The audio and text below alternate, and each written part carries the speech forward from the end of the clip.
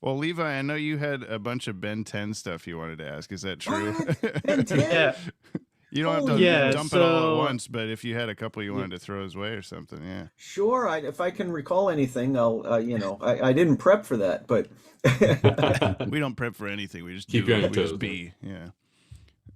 yeah, one of my friends in the Ben 10 wiki Discord huh? actually wrote down a bunch of questions for me to read off. Okay. Hmm. Well, Hmm. with their, we'll see if other people are on here too. Yeah. Okay, there You have are. assistants. Yeah. Yeah. But sure. Yeah. Like, So shoot. so the first question is, so basically, what was it like transitioning between shows? Because uh with you first started working on Alien Force, Right. and the second show, Ultimate Alien, it was a lot of the same stuff. It was Right. the same, mostly the same staff. Right. Right. And then Omniverse obviously was a Right. big change. Right. Uh, so what was it like going between the shows Yeah. and getting ready for the next one and Okay. stuff? That's an interesting question. Initially, and it was all weird because I had done some freelance for the original Ben 10. So I even have like a little connection to the first one. And then while Oh. we were developing Alien Force and working on the first things, the producer for the other one was developing another show that eventually didn't sell, but he went off to do other stuff. So it was an interesting, that was kind of a fun time of developing Alien Force, and Ultimate Alien just kind of like was just more of the same, and it was the same crew. We were just kind of, it was just a small evolution of like, but it was kind of crazy because we had to come up with ultimate aliens for each one. So it was like, oh, after a while you kind of go, okay, we got most of the stuff set, but then the scramble to redesign, and then we took a break. They were going to do another incarnation. We didn't know yet, where the direction of the series was going to go in, and Dwayne McDuffie passed away. And so there was like a huge thing that happened, and they had made the decision at that point to go with Omniverse, and Matt Youngberg, who had pitched something, but that they had backed off on. But he had done the Transformer series. They gave him the series since he had produced already, and so he took the show on, and then we kind of like, that was the big change, because we kind of like started over at that point, and the tone was to make it more of a comedic show. Um, and but again, a lot of the same crew still, and it was a fun transition. It was a fun show to work on. I had a lot of it was we missed Dwayne. That was Yeah. the weird thing, initially, and then we just kind of had too much work to do to like, we had to get plug away with the series. So Yeah, Dylan had a chat addition to this question of whether or not the change of names between the shows was like kind of what Disney does, where to avoid syndication having to pay more, like you change the name of the show, or is it? I think it's probably more to do with the creative team changing every time. Is that no, really, no. no? Okay. It's actually, in this case, because it was such a toy-driven Mm, franchise. yeah. $2 billion in Yeah. merchandise. $2 billion. A billion. That's like, Yeah. it was huge. It was huge, and so the whole Ultimate line was just a way to kind of like, how can we soup this up to Yeah. get new stuff out there, and then the Omniverse was more of the same, and Derek Wyatt, who had come off of Mystery Incorporated, and Teen Titans and stuff. Derek Hmm. was brilliant designer, and he really wanted to like recreate the show in his image. Basically, he wanted to create Hmm. everything, and we couldn't use any of the stock stuff that we had before. It was like Oh it yeah. was all thrown out and start over, and so that was the struggle, was sort of like, we couldn't just hit the ground running. We had to kind of wait for everything to be redesigned, and it was amazing though. He really cranked and cranked and cranked, and we had a show. It was pretty cool. Yeah. That's a lot of great stuff. I had no idea that you did freelance work on the original series. Yeah, yeah. I did Ben's a everywhere. couple of boards. I did a couple of boards. Yeah, the game. What was it? There was a video game episode. Oh, game over. Game over. Yeah, yeah, This exactly. is Yeah, like no, me I going, was "Oh, of about to course, say tabula game over. You rasa." beat me to it. Yeah, yeah. That was one of my favorite episodes as a kid. Oh wow, yeah, yeah. I storyboarded on that, and the one with Xylene. Oh I yeah, boarded on that. the Visitor, I think it's The called. Visitor. Yes, yes, yes. When that's where we find out that the Omnitrix was actually made for, it was designed to, or was going to be sent to Grandpa Max. Yeah. And Ben got it first. So Yeah, the explanation was that it was locked on to Max's DNA signature when right. it was sent to Earth, but Ben's was close enough to Max that it went to him. Yeah, yeah. See, you know. Yeah. They can't do an epilogue with Ben 10. They would have already revealed it. But Oh yeah, oh yeah, yeah. We've done that. And in fact, during the course of the show, we discovered that the word dweeb came from Ben 10,000, who actually invented the word when he was acting in Breakfast Club. So it was like he told us this while we were. Like, yeah. Yeah. You mean the Omniverse one? The Omniverse. I can't remember his name off the top of my head. Sorry. Wow, Jed Nelson. no. There we go. Jed Nelson. Yeah.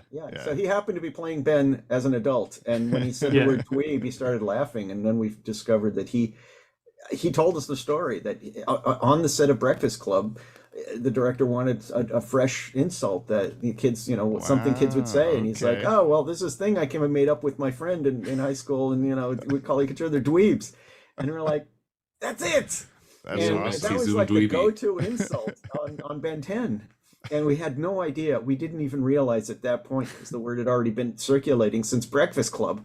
So I'm skipping question 2. Question 3 was what did any episodes turn out like very differently from the storyboards that you directed? On Ben 10? Yeah. Just say yes.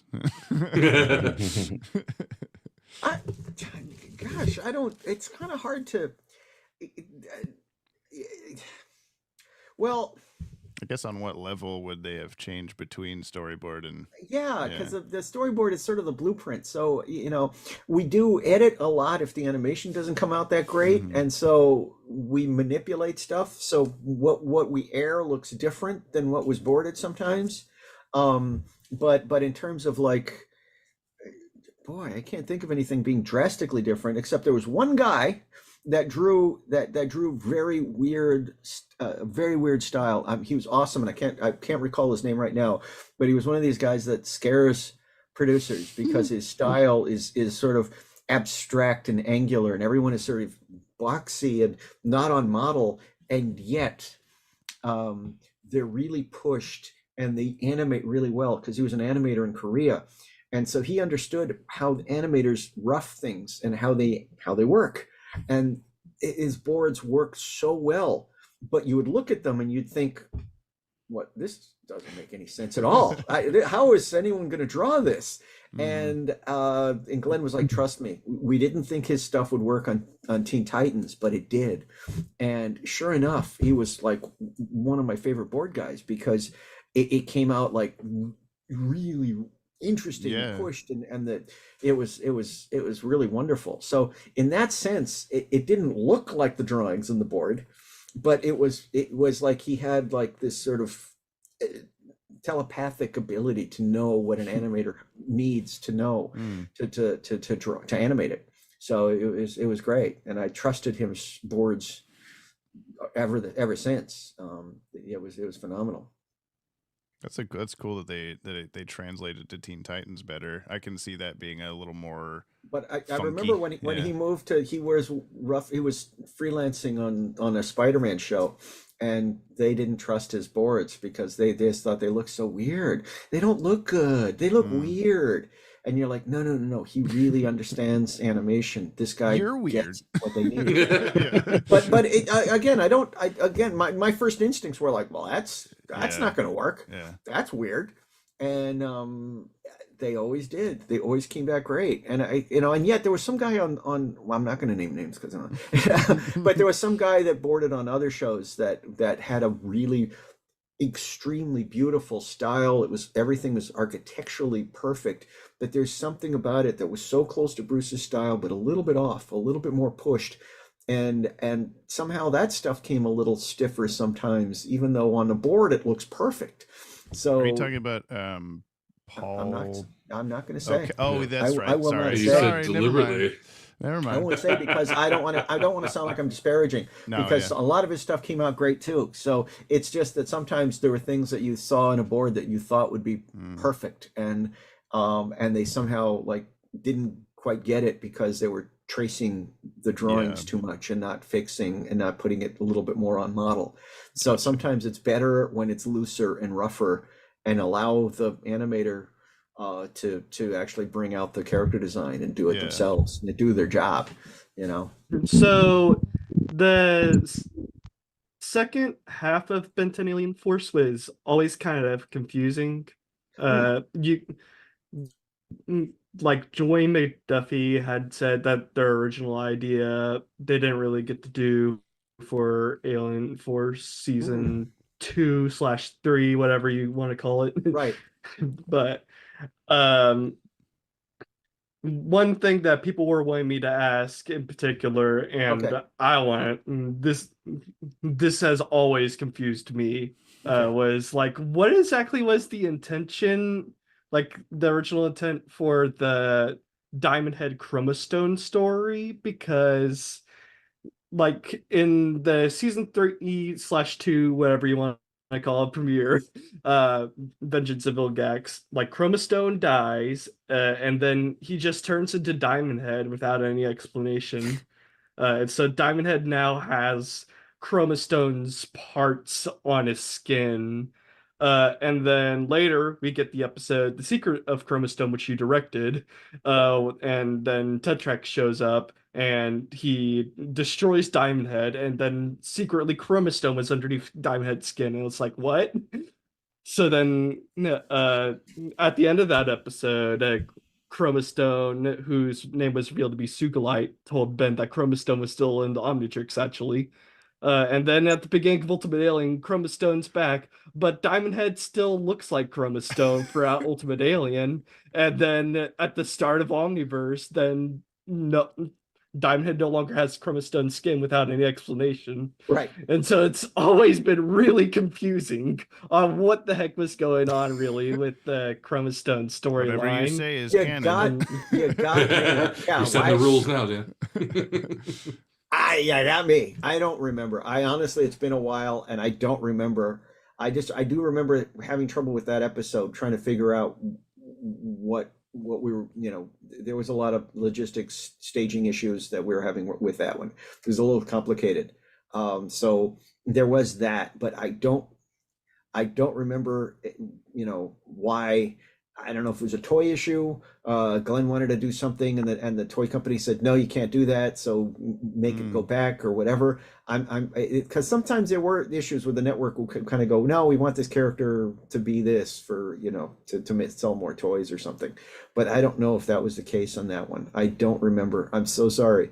I do know that Matt Youngberg really liked the original series, and so did Derek Wyatt. So they had the tendency to want to erase what we did in Alien Force and go back to the original, where Dwayne was very adamant about there not being any magic in the same. He was like, magic is one thing and science fiction is another, and the two shouldn't mix. And the fact that Gwen was like a full-on magic person, it just felt like, no, let's make a scientific magic. Let's create, a justification for it. And Dwayne went to great pains to sort of create a mythology for that. And when Matt and Derek came along, they were like, no, all that's fake. All that alien stuff is like, no, that's all a lie. And I'm kind of like, well, all right. It was all entertaining. It was all fun. So I'm just seeing it like, Okay, I have no opinion on this. I'm just here for the ride. I'm not going to fight anybody on it because I'm not going to defend what we did before or fight it or whatever. It's just it is what it is.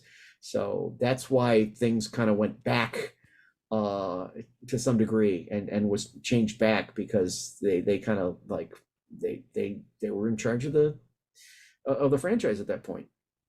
I wonder if the writers of these episodes that have this confusing through line here that you're talking You about. actually interviewed the writer of Secret Chromastone. Is it Stan? At one point. No, it was Rich Fogel. Okay. Yeah, it was Rich. Yeah. Okay. Yeah. I was just curious. I feel like that's maybe a good place to go for that too. If I know that it doesn't have to do exactly with designs and stuff like that, but this sounds like a but it does mystery feel like that now I need solved too. So you know. Yeah, I know it's true. You got to. We have done a Ben 10 video before. Right. Yeah, let me make the Alien Force video, James. Yeah, it means I have to watch it. I've already watched it. You'd have to talk to Glenn Murakami or who else would be still around that might, well, Rich actually would probably know more about, why things were changed or whatever. What was the point of that? What was the point of that? Why look like 6 different guys? Yeah. So awesome. But it was a funny thing with Ben 10. I'll just say this. There was a sense of like, I don't like this. I do want to do it my way. And that's Alien Force. Okay, let's do it. And then the network going, make more humor, make more this, do more like the old show. Okay, fine. So we do that. And we kind of like, well, Ben was kind of a jerk when he was a kid. So all right, let's make older Ben a little bit of a jerk. And then we kind of like, and then it was sort of like Omniverse was like, all right, now we're really going to try to go back to the old show. So it was like all of the stuff was like negating what was done before and restarting it and regating what was done before and restarting it to the point where even the latest version was sort of that. Yeah. So, and yet everybody has like really great ideas. Everybody's doing something really creative. It's a really fun show in every iteration. So I'm like, I'm on board with it. I don't care. It's fine. But it's like, unfortunately, what happens is that each show has its own continuity. You can't just like go, oh, yeah. We did justify it a little bit with Omniverse by having the universe being recreated. So, there was an episode. Yeah. So there is something that Glenn said in an interview where he said that Stranger Things actually ended up being what he originally wanted to do with Alien Force. Stranger Things is exactly in the network, and it's exactly what the network didn't want to do. And that was like, oh, it's so irritating because you go, that we tried to tell you that was what we were trying to do. And they're like, it's so dark, it's so scary. If you look at that first pilot of the first episode of Alien Force and how creepy and scary and oh my gosh, it's terrifying. And it's like, that's it. That's what we want. They were taking these vertebrae out and putting them in a tray. It's like horror, man. It's love horror. Yeah. I mean, that alien's intestines coming out with like and becoming tentacles and just like, oh my gosh, it's awesome. Yeah. I love it. These would have been the same kids who were raised on Freddy Fazbear, like they like horror, man. They like the scary stuff. But it's like and the network was just so against it. They were like, why does everything have to be at night? Why does everything have to be at night?